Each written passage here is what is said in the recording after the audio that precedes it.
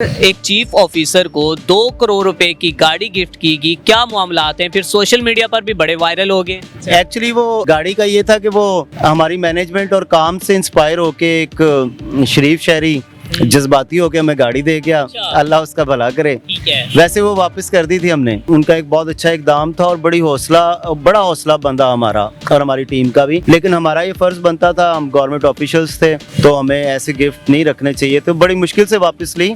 वो मैंने इसीलिए एंजॉय 2-3 दिन की, वो ले नहीं थे रहे वापस। हो सकता है 2 करोड़ की गाड़ी देने के बाद 6 करोड़ के काम आपको बोल दिए। नहीं, मेरा ख्याल उनका यहाँ पे तो कोई बिजनेस या कोई ऐसा नहीं है। मैंने उनसे पूछा था, ठीक है। उनका यहाँ ना उन्होंने मुझे सिंगल मतलब कभी कोई काम नहीं कहा मुझे। हम ना एक पार्क को मुतय्यन करने लगे हैं, एसी साहब और मैं मिलके। एसी साहब से काफ़ी बार ये डिस्कस हो चुका है, बस उसे हमने उम्मीद है कि एक हफ्ते में स्टार्ट कर देंगे।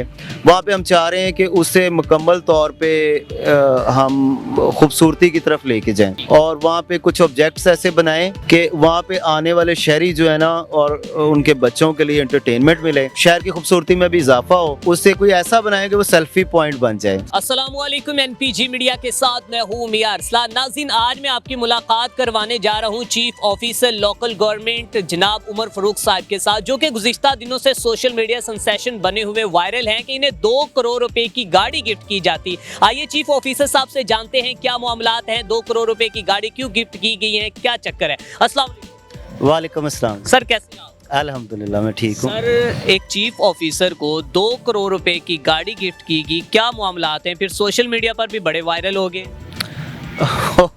सोशल मीडिया पे वो इंटरव्यू करने वाले की महारत है कि उनके फॉलोअर्स बहुत थे तो मैं वायरल हो गया। एक्चुअली वो गाड़ी का ये था कि वो हमारी मैनेजमेंट और काम से इंस्पायर होके एक शरीफ शहरी जज्बाती होके हमें गाड़ी दे गया। अल्लाह उसका भला करे। ठीक है। वैसे वो वापस कर दी थी हमने। अच्छा, आपने अपने पास भी रखी थी, उसमें आपने कोई वो एंजॉयमेंट भी किया है, कोई वीडियोस भी बनाई हैं और फिर उसके बाद लोगों ने बड़ा अप्रिशिएट किया है उस शख्स को भी, आपको भी, कि जब आपने वापस की तब आपको किया, जब उसने दी उसको किया गया। हाँ जी, मैं समझता हूँ उन्होंने एप्रिसिएशन के तौर पे इंस्पायर होकर गाड़ी दी। वो उनका एक बहुत अच्छा इकदाम था और बड़ा हौसला बंदा हमारा और हमारी टीम का भी। लेकिन हमारा ये फ़र्ज़ बनता था, हम गवर्नमेंट ऑफिशियल्स थे तो हमें ऐसे गिफ्ट नहीं रखने चाहिए, तो बड़ी मुश्किल से वापस ली। वो मैंने इसीलिए एंजॉय 2-3 दिन की, वो ले नहीं थे रहे वापस, तो बड़ी मुश्किल से उन्हें समझा के वापस की, बहुत शुक्रिया अदा करके मिठाई के डब्बे के साथ। जितने भी आपने इजला में काम किया है, जो आप कर चुके हैं, उसमें आपकी क्या स्ट्रेटजी जी, क्या आपने वहाँ पर जो कि ऐसा काम किया है कि जिसकी वजह से लोग भी आपसे मुतासर हुए? देखिए, मैं रूटीन की जो फ्राइज़ हैं हमारे, हमने वो करने ही करने होते हैं। उसके लिए हमारे मुख्तलिफ सेक्शंस हैं और मैंने क्योंकि मैनेजमेंट हेड करनी होती है ऑफिस की तरफ से। लेकिन एक चीज़ पे मैं हमेशा कोशिश करता हूँ, थोड़ा फोकस ज़्यादा रखता हूँ, वो है ब्यूटिफिकेशन। तो ब्यूटिफिकेशन किसी भी शहर की जो है उसका चेहरा होती है और मैं समझता हूँ अगर ब्यूटिफिकेशन पे काम हुआ हो तो वहाँ के रहने वाले शहरी भी अच्छा फील करते हैं और उस शहर में आने जाने वाले भी उस शहर को पसंद करते हैं और हमारे काम की हमारी परफॉर्मेंस भी बन जाती है। रूटीन के काम तो सभी करते हैं, तो थोड़ा सा मेरी ये थोड़ी सी अप्रोच आप कह लें कि थोड़ी सी डिफरेंट कह लें, या एक अप्रोच है मेरी कि मैं ब्यूटिफिकेशन पे ज़रूर फोकस्ड करता हूँ। ठीक है। अच्छा सर, बताइएगा कि यंग भी हैं और अपने आप को बड़ा आपने मेंटेन भी रखा हुआ है और फिर जो कि शहर के मामलात को भी आपने बड़ा मेंटेन रखा हुआ है। अच्छा, इसके अलावा बताइएगा कि जो गाड़ी आपको 2 करोड़ की मिली है, ये क्या चक्कर है? वो गाड़ी वाला ये था कि वो यहाँ की शहरी थे, अब्रॉड उनका शायद बिज़नेस वगैरह भी है, वो हर त्यौहार पे यहाँ पे आते हैं। वो उस दिन यहीं पे थे तो वो मैनेजमेंट हमारी देख के सारी वो चेक चुक करते, लोगों के व्यूज़ लेते रहे। तो उन्होंने मुझे देखा सरकारी गाड़ी पे गुजरते हुए, तो उन्होंने कहा इसकी हालत तो मतलब इतनी अच्छी नहीं है। उन्होंने बकौल उनके उन्होंने सोचा कि हमारे मुल्क में जो काम करना चाहे उसे एप्रिसिएशन ज़रूर होनी चाहिए, तो इसलिए वो ज़बरदस्ती मुझे गिफ्ट कर गए कि आपकी ये सरकारी गाड़ी के हालात तो बहुत बुरे हैं।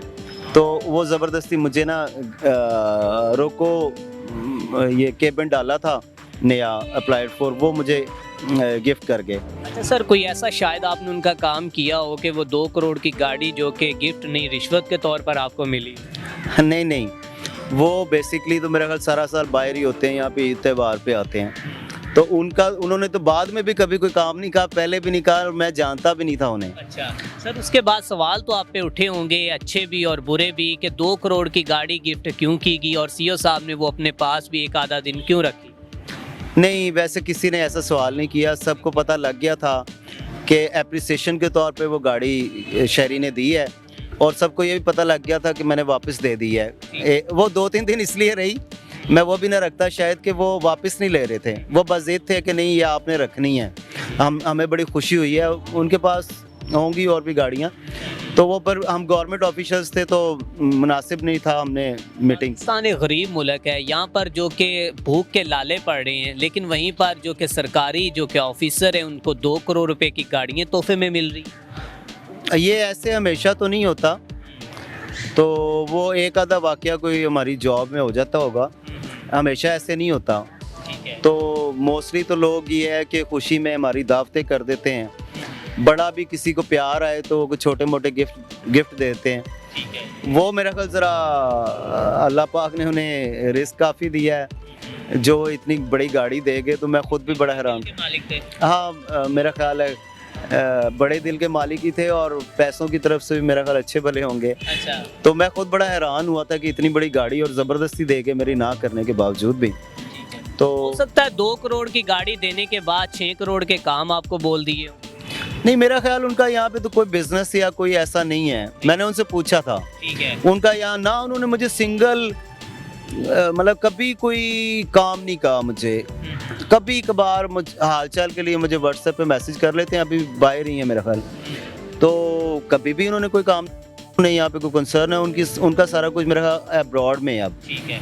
अच्छा सर, बताइएगा जब आप फील्ड में निकलते हैं तो आपका रोब दबदबा गरीब लोग जो कि रेडी वाले या फिर जिन्होंने जो कि वहाँ पे स्टॉल लगाए होते हैं, उनके ऊपर बड़े असरात जो हैं वो मरतब होते हैं कि आप बड़े गुस्से के जो कि ऐसे जाते हैं गुस्से में कि जैसे अभी आपने इनका सब कुछ उठा के फेंक दे। देखिए, हमारी फील्ड की कुछ डिमांड्स हैं, कभी भी मैंने बदअखलाकी किसी से नहीं की। आप चाहे जाके पूछ सकते हैं। जब भी मैं गया हूँ राउंड पे, देखा है कोई वायलेशन किए खड़ा है, कोई रोड पे आ गया है या किसी ने इंक्रोचमेंट कर लिया है, मैं लाजमी एक बार उसे जाके ब्रीफ करता हूँ, उसे समझाता हूँ, उसकी काउंसलिंग करता हूँ। लेकिन ये जो बार बार वायलेशन करने वाले लोग हैं, उनके साथ ज़रूर सख्ती करनी पड़ती है। उनकी जो इंक्रोचमेंट्स हैं वो उठानी भी पड़ती हैं हमें। सरकारी जगह नहीं हम किसी को ऐसे दे सकते हैं, और ना इशारे आम ऐसे दे सकते हैं कि बाकी आम लोग तंग हों, उनको गुजरने में प्रॉब्लम हो। तो हम अपनी ड्यूटी करते हैं, उसके अलावा किसी से कोई ऐसा मामला नहीं हुआ। सर, गाड़ी मिलने के बाद डीसी साहब, एसी साहब या फिर पंजाब हुकूमत की जानिब से कोई नोटिस आया हो कि आपको 2 करोड़ रुपए की गाड़ी क्यों मिली? नहीं, ऐसा कोई नोटिस नहीं आया, मैंने आने से पहले वापस कर दिया। ये भी बिल्कुल आपने ठीक किया कि आने से पहले वापस कर दिए।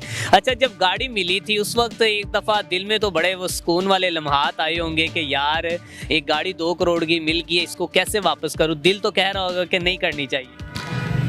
आपकी बात ठीक है। देखिए, इतना महंगा तोहफा हमेशा अच्छा ही लगता है।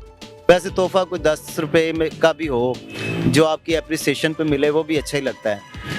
लेकिन वो एक बहुत कॉस्टली तोहफा था, अच्छी फील आई, लेकिन वो अब सारी बातें दिल की भी नहीं माननी चाहिए, दिमाग से भी काम लेना चाहिए।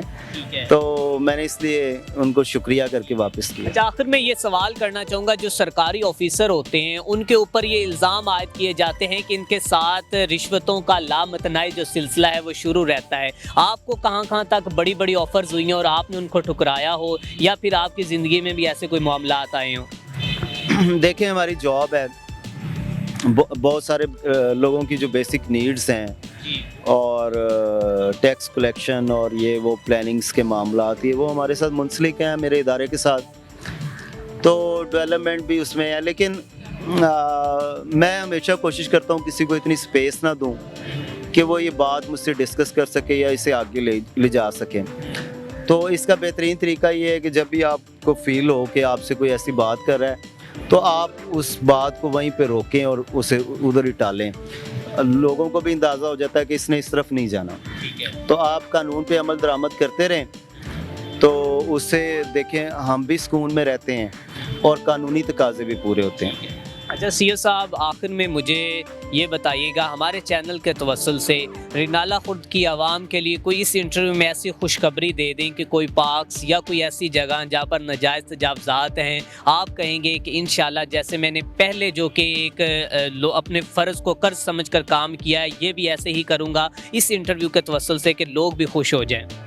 अभी एंटी इंक्रोचमेंट ड्राइव तो हमारी रोज़ चल रही है, उसमें हमारी टीमें मुतय्यन हो गई हैं। वो कुछ जो रोड्स हैं ना उस पे काफ़ी बेहतर हालात हो गए हैं। खुशखबरी आवाम के लिए इस अच्छा हाँ, वो हम ना एक पार्क को मुतय्यन करने लगे हैं, एसी साहब और मैं मिलके। एसी साहब से काफ़ी बार ये डिस्कस हो चुका है, बस उसे हमने उम्मीद है कि एक हफ़्ते में स्टार्ट कर देंगे।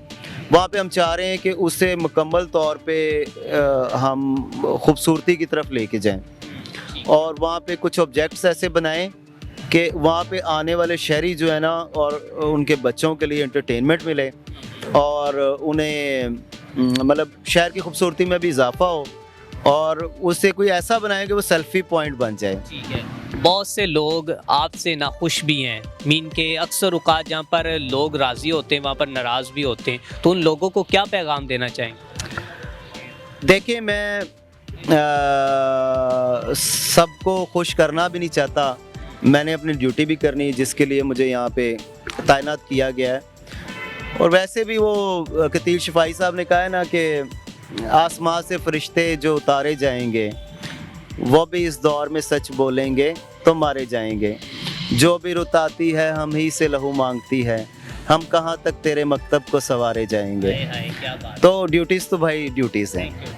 नाज़रीन, हमारे साथ मौजूद थे चीफ ऑफिसर उमर फ़ारूक साहब, जिन्होंने अपने फ़र्ज़ को कर्ज समझकर शहर में सफाई सुथराई के ऐसे बेहतर इंतजामात किए कि शहरी ने खुश होकर 2 करोड़ रुपए की गाड़ी गिफ्ट कर दी। तो आप उमर फ़ारूक साहब के बारे में क्या कहना चाहते हैं? अपनी कीमती राय का इजहार करें और उस बड़े दिल वाले शहरी के बारे में क्या कहना चाहते हैं, अपनी राय का इजहार करें। इसी के साथ अपने मेज़बान मियां अरसलान को दीजिए इजाज़त। देखते रहें NPG मीडिया।